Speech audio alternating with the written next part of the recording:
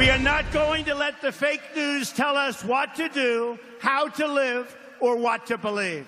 We are free and independent people, and we will make our own choices.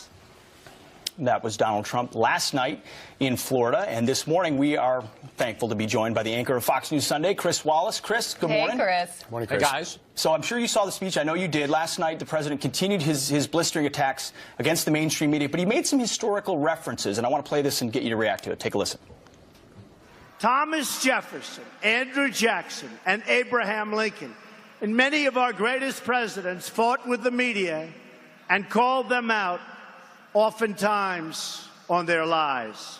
Chris, we did some research. Thomas Jefferson called the press the only toxin of a nation. Lincoln said newspapers lie and then they re-lie. Are we putting too much into the fact that he's going after the press that's clearly going after him? Well, yeah, I didn't know you were going to say this, but in fact, I have a historical reference here from Thomas Jefferson, who back in 1787, I really didn't know you were going to say this, said this, and I think we need to keep this in context. He said, "Were it left to me to decide whether we should have a government without newspapers or newspapers without a government, I should not hesitate a moment to prefer the latter." Yes, presidents have always had, and politicians have always had, problems with the press. They want good press. The press doesn't always give it to them. But what Jefferson there is, despite all of our disputes, that to the functioning of a free and fair democracy, you must have an independent press. And that is why so many people were really upset when Donald Trump said, look, we're big boys. We criticize presidents. They want to criticize us back. That's fine. Yeah. But when he said that the fake news media is not my enemy, it's the enemy of the American people, I believe that crosses an important line. One of those people that are up in arms about this is Senator John McCain, who's overseas at the moment, and he says that the president's attacks are a sign of a dictatorship. Here's what he said.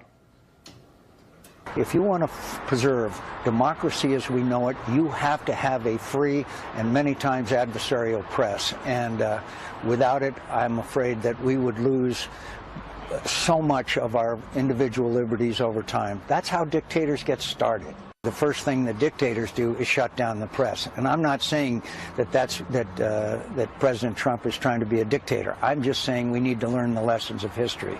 Chris, what do you make of those remarks and also the battle that is brewing between President Trump and John McCain? Because, as you know, these two need each other. Well, I would say that in terms of what John McCain said there, particularly with the clarification, he's not saying that Trump is starting to become a dictator, but that trying to shut down an independent and fair media or free media, not necessarily even fair.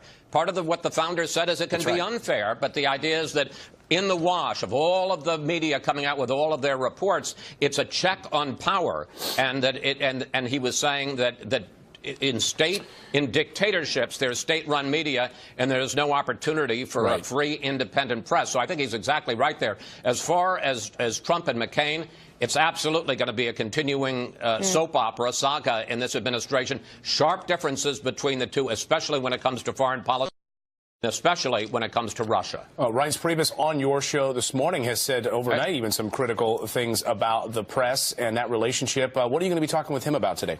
I'm going to be talking to him about the press and that relationship. I think this is an important time, frankly, for the media to strike back. Look, we are not included in the list of people that, the list of deplorables, if you will, that Donald Trump said, but we were singled out by Barack Obama, and I don't think it matters whether it's the president is singling out the organization that you represent or the other organizations. It's wrong. I mean, we can take criticism, but to say that we're the enemy of the American people, I think really crosses an important line. In addition, we're also going to have Rush Limbaugh. Can't wait to get him involved in this conversation. Well, he'll certainly have comments on that. You talk about the free and independent press, which is totally correct. But what President Trump would say is, I'm taking on the hidden bias. I'm taking on a press that tells you they're unbiased, but actually the New York Times has a massive bias, and then we're supposed to pretend like that's the mainstream media. That's the paper of record. You know, when our founders were there were partisan press. Papers were Republican or Democrat or Federalist, and it was open about it. He's saying they tell you they're unbiased, but I know they're biased because I see the fake news. Is there something there? It's not about the independent press. It's about the bias of the press. I think there's absolutely something there, Pete. And if he had said that, you wouldn't have heard a peep out of me. I mean, Lord knows Barack Obama criticized Fox News. Donald Trump wants to criticize the New York Times. That's fine. But it's different from saying that we are an enemy of the American people. That's a different thing. Yeah. And people need, and I know that there are a lot of listeners out there who are going to reflexively take Donald Trump's side on this. It's a different thing when a president, because if it's a president you like who talks about trying to, the press being the enemy of the people, then it's going to be a president you don't like saying the same thing. And that's very dangerous. We look forward to your show, Chris. It's going to be a good one. Thanks, Chris. A lot to talk about. Good to see you. Thanks, Chris.